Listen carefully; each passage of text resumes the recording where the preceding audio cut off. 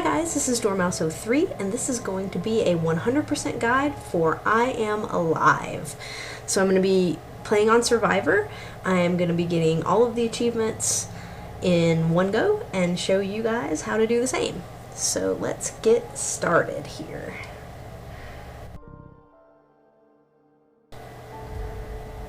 New game, and make sure we're going to put it on Survivor mode.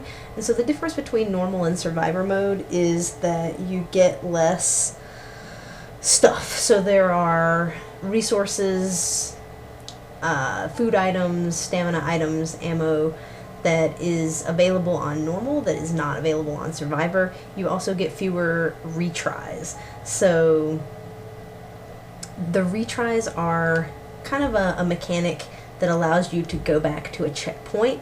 This is an interesting, they have a weird kind of way that they do the checkpoint system on this game. It's almost constantly checkpointing and auto-saving, but it doesn't really show you when it's doing that, which is really strange. So there's no like visual thing on the screen that shows you, oh, now it's checkpointing or now it's auto-saved.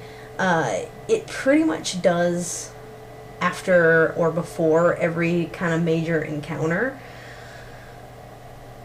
But like I said, it doesn't ever really tell you that it's doing it. So it's kind of strange. You may not know where you're going back to. But the other thing about this game is that it limits your ability to go back to checkpoints. So you have these things called retries. And what that is kind of like, they're kind of like lives from an old school game, you know, where you have like 3 lives. And if you use up all your lives, then you have to start over. So this is a little bit more generous because if you run out of retries, then you would just start back at the beginning of that chapter. But it does sort of limit your ability to make mistakes. However, you can earn more retries. There are a couple that you can pick up on the map. Those are few and far between. But for each survivor that you help, and there are 20 in total throughout the chapters of the game, for each survivor that you help, you'll earn 1 retry. So it's kind of a way of giving yourself a little buffer if you mess up. And there are certain places where you can exploit, I guess, the ability to get a retry from a survivor. So if you reload a checkpoint and it reloads to before you saved the survivor or helped the survivor, then you can pick up that retry again, and it's kind of like a free do-over, if you know what I mean. So I'll point out a couple of those places for you. Basically, any point where there's a survivor, or I guess they're also called victims, that you help, you can pick one of those up. So here we are starting the game, and this is really a true sort of survival game. It's not really a horror game. There's not really much that I would say is scary about it. It's basically just running around, collecting resources, and using those in order to survive. So you would think that there's just sort of all kinds of stuff that's scattered around here. Well, there's nothing in this area, or at least nothing that I could find. So basically this is just sort of your tutorial chapter. So it's just teaching you some climbing mechanics and stuff. So basically you hold down your right trigger to run, and you can tap your right trigger to run faster. And you'll notice that white bar at the top goes down whenever you're putting any sort of effort into something. So when you're running, when you're climbing, that stamina bar will go down. Whenever you stop doing any of that, it fills back up immediately.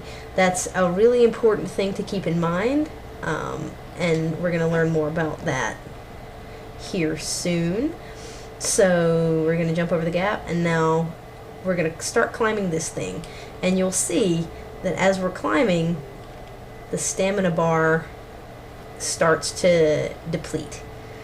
And you just really want to keep an eye on that because, as the tutorial is trying to tell us, if you burn it too fast, if you run out of stamina, then it's not a good thing.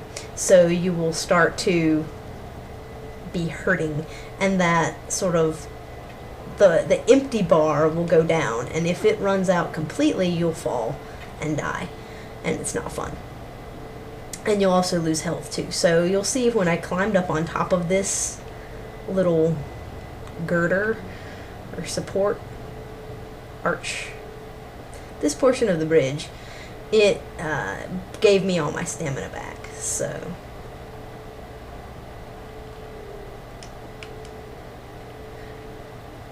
you can also hold RT as you're doing climbing stuff to move faster. I usually don't because it depletes that stamina faster. But if I know that I can make it up something or down something without running out, then sometimes I will hold that down, just, you know, to make it over something a little bit more quickly.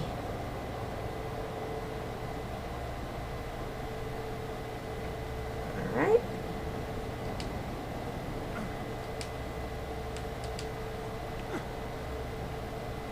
You also have items that you can use to replenish your stamina, and I'll talk about those when we get to a point where I might need to have one. Oh, this is a fun one. You push A to make certain jumps, and that burns a lot of stamina, depending on how far the jump is. Like these sort of regular ones burn a little bit. You'll get to a point where you'll have some more extreme type jumps, and those will burn a lot more. So that's just another thing to keep in mind when you're thinking about climbing and expending energy and all that good stuff.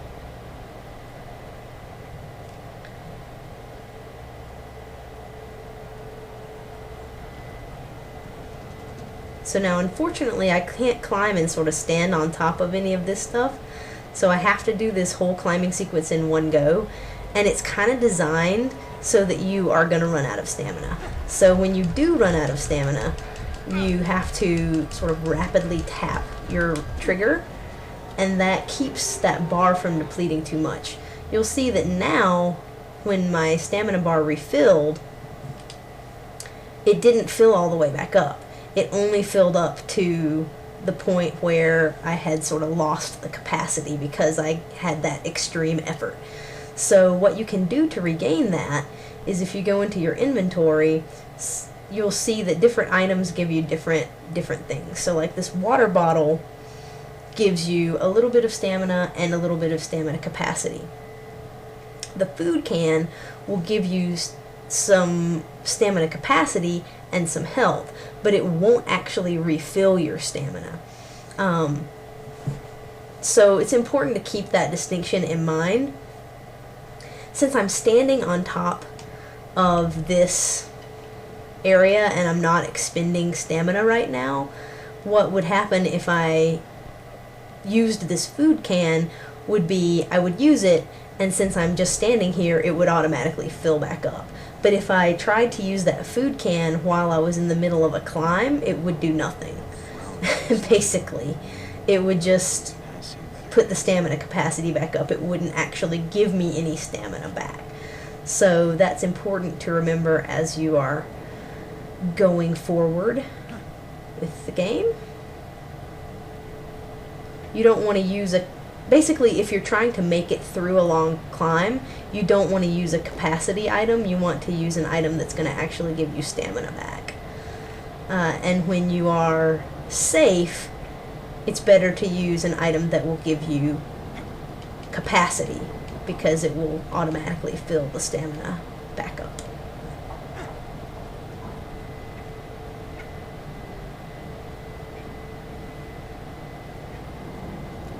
Okay, so we're going to go over here.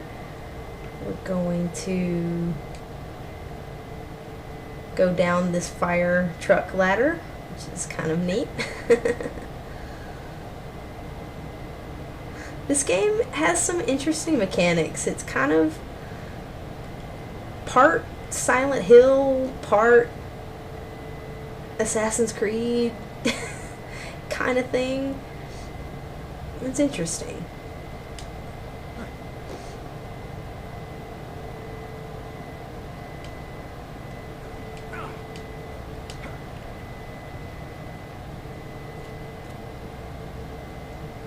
We're going to move along here. It's going to show us what happens when we go down a slope. You just do a little slide. Whee! And there will definitely be sliding sections later that will be much longer and involve much more potential for death than that little one right there. So, kind of a nifty thing. I can probably get back up to the streets if we go through the sewer. Okay, so we're pretty much done with that little section of the tutorial right here. You're going to go into this light, and whenever you enter one of those lights, that is the end of an episode. So that's the end of episode 1.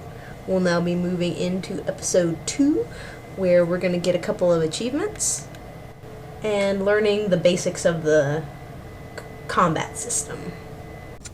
So that's the end of episode 1. I hope that you guys are enjoying our trek through this little arcade game. I certainly had a good time with it.